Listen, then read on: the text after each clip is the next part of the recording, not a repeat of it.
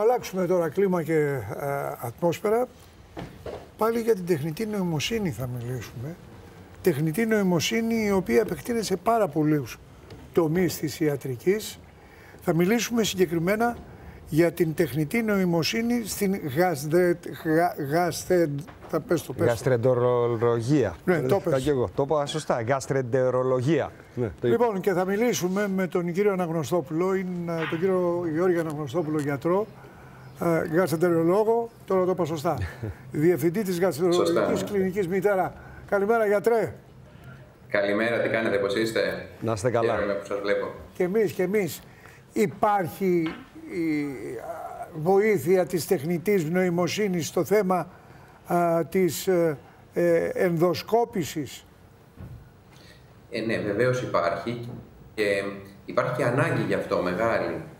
Υπάρχει ανάγκη μεγάλη, γιατί η τεχνητή νοημοσύνη σε εμάς στον τομέα της ενδοσκόπησης ξεκίνησε, είναι κάποια χρόνια τώρα που έχει ξεκινήσει και αναπτύσσεται ραγδαία, και αυτό το οποίο βοηθάει είναι στο να μπορέσουμε να δούμε κατά τη διάρκεια της ενδοσκόπησης περιοχές οι οποίες με το ανθρώπινο μάτι πιθανά θα είναι πολύ δύσκολο να τις διακρίνουμε στο πεπτικό μας. Ξεκίνησε κυρίως στο παχύ έντερο, στην κολονοσκόπηση, γιατί είχαμε παρατηρήσει ότι οι ασθενείς που κάναν κολονοσκόπηση πριν από 2, 3, 4 χρόνια, που θα έπρεπε στην follow-up κολονοσκόπηση να μην έχουν τίποτα, μπορεί να είχαν πολύ μεγάλους πολύποδες ή να είχαν ακόμα και κακοήθεια. Οπότε αυτό συνέβαινε ότι κάτι χάναμε, κάτι δεν βλέπαμε σωστά. Οπότε συνειδητοποιήσαμε ότι υπάρχουν κάποιοι πολύποδες επίπεδοι οι οποίοι φαίνονται δύσκολα και η τεχνητή νοημοσύνη μας έχει βοηθήσει πολύ σε αυτό το κομμάτι, στο να μπορέσει να μας υποδεικνύει περιοχές οι οποίες αξίζουν της προσοχής μας και πρέπει να τις δούμε λίγο καλύτερα γιατί μπορεί να κρύβεται κάτι. Και σε δεύτερο επίπεδο, σε αυτό που βοηθάει ακόμα είναι ότι καθώς δείχνει την περιοχή αυτή, μας βοηθάει ακόμα στο να προβλέψουμε και την ιστολογία. Βλέπει ένα πολύποδα, τι πολύποδας είναι, ένας πολύποδας ο οποίος έχει πιθανότητα στο μέλλον να εξαλλαχθεί, έχει πιθανότητα να κάνει κάτι κακό, ή ένας πολύποδας που είναι σχετικά πιο αθώος. Οπότε μας έχει βοηθήσει πάρα πολύ. Γιατί με την κλασική κολονοσκόπηση δεν είχατε τη δυνατότητα να ξέρατε την εξέλιξη του πολύποδα, ναι, για παράδειγμα. Δηλαδή με την κλασική, ακριβώς, καλά, σίγουρα και εννοείται αυτό, και κάποιες πολύποδες μπορεί και να τους χάναμε. Οπότε μας βοηθάει τώρα στο να αυξήσουμε έτσι την επιτυχία κατά κάποιο τρόπο της κολονοσκόπησης. Και η τεχνητή νοημοσύνη τώρα δεν κάνει καθόλου λάθη, γιατρέ?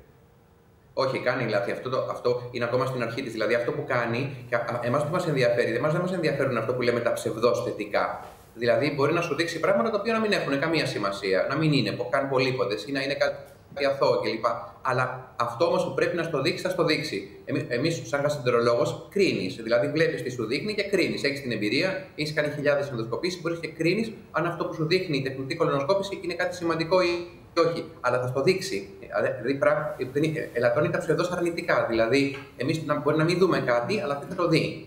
Αυτά που θα δει δεν είναι απαραίτητα να είναι όλα αληθινά, αλλά εμείς θα κρίνουμε αν είναι κάτι ή όχι. Αλλά θα σου δείξει όμως κάτι. Αυτό που πρέπει να σου δείξει, θα στο δείξει. Πού μπορεί να φτάσει? Πού μπορεί να φτάσει? Ακόμα πιο ψηλά. Μάλιστα. Ακόμα πιο ψηλά. Δηλαδή, τώρα το επόμενο στάδιο είναι να την τοποθετήσουμε και στο ανώτερο πεπτικό, δηλαδή στη γαστροσκόπηση που τώρα ξεκινάει. Γιατί στη γαστροσκόπηση μπορεί να μην είναι τόσο συχνός ο καρκίνος του στομάχου και του ισοφάγου, αλλά είναι σίγουρα πιο θανατηφόρος. Και υπάρχουν, ειδικά στη γαστροσκόπηση, είναι πολύ πιο δύσκολη, επειδή δεν αναπτύσσει το καρκίνο με τη μορφή πολυπόδων, αλλά είναι πιο μικροσκοπικός, είναι πιο εύκολο να χαθούν πράγματα. Οπότε, στο ανώτερο πεπτικό θα βοηθήσει πάρα πολύ στο να μην χάνονται έστω και αυτές οι λίγες περιπτώσεις καρκίνου του ανώτερου πεπτικού που υπάρχουν στην Ευρώπη. Και αυτό που αποσκοπεί φυσικά σε λίγα χρόνια, δεν ξέρω πόσα θα είναι αυτά, είναι να αντικαταστήσει και τους παθολογανατόμους η τεχνητή νοημοσύνη. Να ξέρεις ακριβώς αυτό που βλέπεις παθολογανατομικά τι είναι.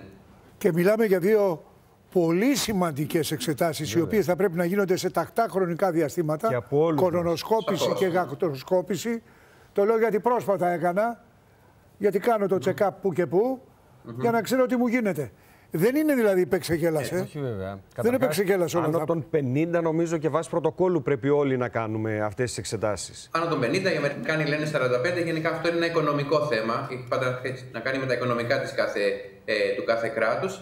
Ξέρουμε ότι όσο πιο νωρίς ξεκινάει κάτι, τόσο πιο πολλές πιθανότητες είναι να βρούμε και να σώσουμε ανθρώπους. Έχουμε βάλει ένα cut-off στα 50 ή στα 45 για να μπορέσουν να το αντέξουν και οικονομικά τα διάφορα συστήματα, αλλά γενικά όσο πιο νωρίς γίνεται, σίγουρα θα ανακαλύψουμε και περισσότερες περιπτώσεις.